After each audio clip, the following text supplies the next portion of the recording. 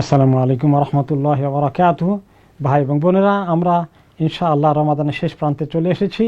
আল্লাহু আকবার, আল্লাহু আকবার, লা ইলাহা ইল্লাল্লাহ, আল্লাহু আকবার, আল্লাহু আকবার, ওয়ালিল্লাহিল হামদ। ঈদের নামাজ তো মসজিদে এসে আমরা পড়েছি বরাবর, বা অথবা কেউ কেউ পার্কে পড়েছেন, ঈদগাহে পড়েছেন। কিন্তু যেহেতু লকডাউনের কারণে মসজিদে পড়া যাচ্ছে না, আর আমাদের সবারই নিজেদের সেফটি সিকিউরিটি খেয়াল করতে হবে, হেলথ কনসাস থাকা লাগবে, নিজেকে সেফ করা, অন্যদেরকে সেফ রাখার জন্য আমরা অবশ্যই মসজিদে আসতে পারছি না। এখন ঘরে আমরা কি নামাজ পড়ব নাকি পড়ব না, এটা নিয়ে আপনারা সোশ্যাল মিডিয়া অনেক ডিবেট দেখতে পাচ্ছেন।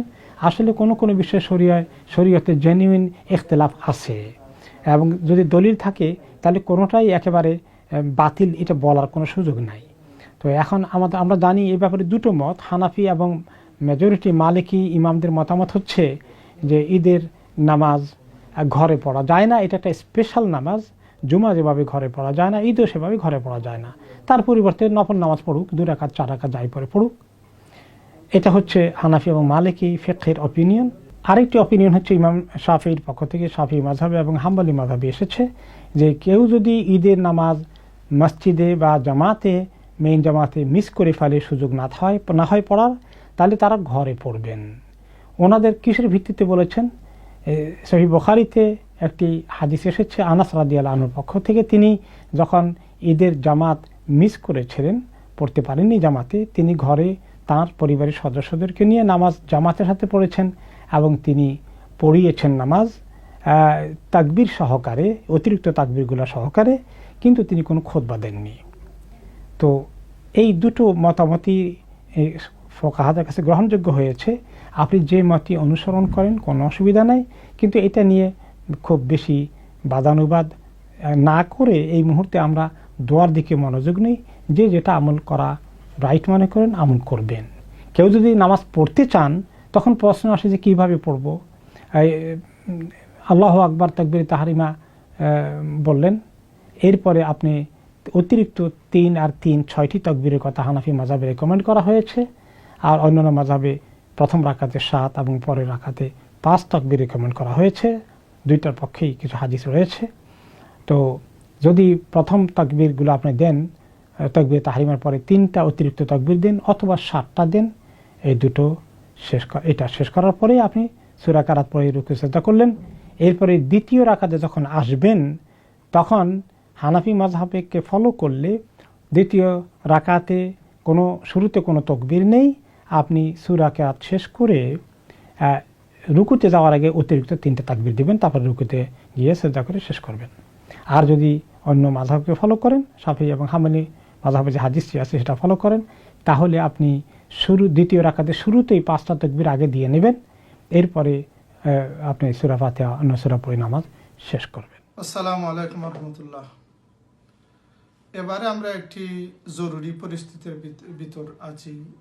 করোনা ভাইরাসের কারণে আমরা সব লকডাউনে আছি। এই কারণে বহুত দিন যাবৎ আমাদের জুমা, মসজিদের জমাত সব কিছু বন্ধ, এবং সব মসজিদে, ব্রিটেনের সব মসজিদগুলা বন্ধ।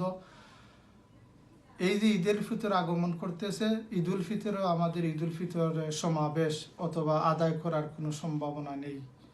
আমরা যেহেতু এটা একটি জরুরি পরিস্থিতি, এই কারণে আমাদের মসজিদ বন্ধ, হলগুলা বন্ধ, পার্কেও আমরা সমাবেশ করতে পারবো না। সুতরাং আমাদের এবারের জমাতে, ঈদের জমাত আদায় করা আমাদের উপর ওয়াজিব নয়, এটা অপশনাল হয়ে গেছে জরুরি কারণে।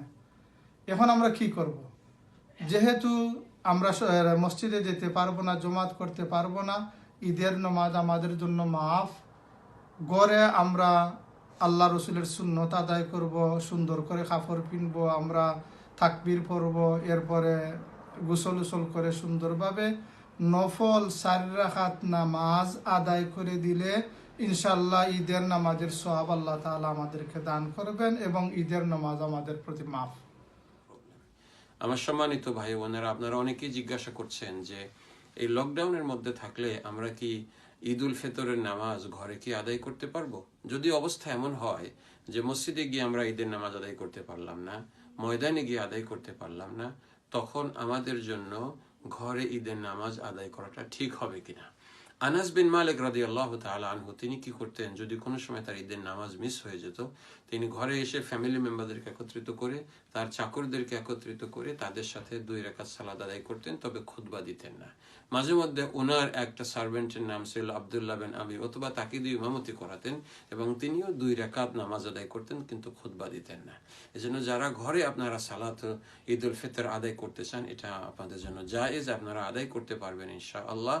আর যদি কেউ, আপনারা যেহেতু মাযহাবে ভিন্ন ভিন্ন মতামত আছে, যদি কেউ এই মতামতের সঙ্গে কম্ফর্টেবল না হন, তাহলে আপনারা নর্মাল 2 বা 4 রাকাত নফল নামাজও আদায় করতে পারেন। তবে যারা ঘরে সালাত ঈদ উল ফিতর আদায় করতে চান, তারা আপনারা করবেন ইনশাআল্লাহ। বিশেষ করে পুরুষ মানুষ দরকার, ইমাম হওয়ার জন্য তো দরকার। এজন্য কমপক্ষে তো আপনারা 2 জন বা তার বেশি পুরুষ মানুষ থাকতে হবে। কোন কোন ওলামায়ে কেরাম 4 জন থাকার কথাও বলেছেন, কমপক্ষে 2 জন তো দরকারই। তাহলে এই ইমামের পিছনে আমরা সালাত আদায় করতে পারি, জোরে কেরাত পড়বো এবং নামাজের পরে কোনো খুতবা দিব না, 2 রাকাত নামাজ আদায় করাটা আমাদের জন্য জায়েজ আছে ইনশাআল্লাহ। এটা ইমাম বুখারী রাহমাতুল্লাহ আলাইহি যেমন মেনশন করেছেন হযরত আনাসের এই হাদিসের কথা, অনুরূপভাবে মুসান্নাফ আব্দুর রাজ্জাক এবং ইবনু আবি শাইবা তারাও এই বর্ণনা নিয়ে এসেছেন। এজন্য যারা চান তারা আদায় করতে পারেন। আর কেউ চাইলে আপনারা ইনশাআল্লাহ নরমালি নফল নামাজও আদায় করতে পারেন। আল্লাহ রাব্বুল আলামিন আমাদেরকে এই ডিফিকাল্ট সিচুয়েশন থেকে বের করে আনুক।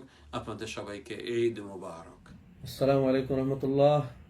সুপ্রিয় দর্শক ভাই বোনেরা, আমাদের সম্মুখে পবিত্র ঈদ উল ফিতর, আমরা ওয়েলকাম জানাই সবাইকে।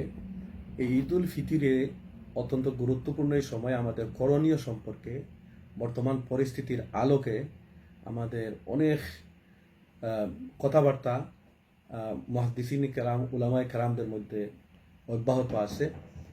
এই ঈদের দিন করোনা ভাইরাসের কারণে আমরা কি করব? শরীয়তের আলোকে 2 রাকাত ওয়াজিব নামাজ এই দিন পড়া অত্যন্ত গুরুত্বপূর্ণ একটা আমল, কিন্তু বর্তমান পরিস্থিতিতে এটা আর ওয়াজিব রইল না। বর্তমান মারাত্মক স্বাস্থ্য ঝুঁকির কারণে এটা নফল হয়ে গেছে।